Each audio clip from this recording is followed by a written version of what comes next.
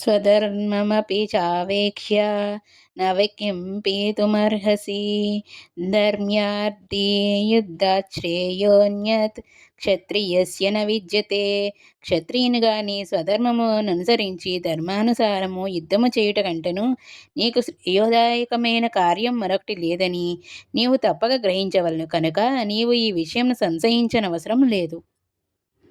యాదృచ్ఛయా చోపపన్నం స్వర్గద్వారమపావృతం సుఖినః క్షత్రియః పార్థ లభంతే యుద్ధమీదృశం. ఓ పార్థ, స్వర్గద్వారములను తమ కొరకు తెరిచినట్టి యుద్ధావకాశములను కోరకనే పొందు క్షత్రియులు సౌఖ్యవంతులు. అదచేత్త్వమిమం ధర్మ్యం సంగ్రామం న కరిష్యసి తతః స్వధర్మం కీర్తించ హృత్వా పాపమవాప్యసి.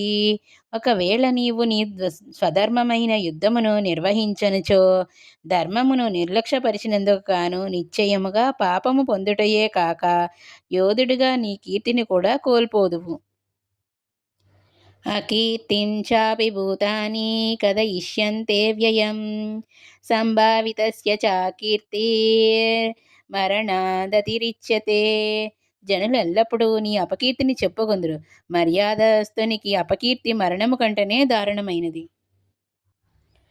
భయాద్రణాద్ పరతం మస్యంతే త్వాం మహారథః ఏషాంచ త్వం బహుమతో భూత్వా యాస్యసి లాఘవం.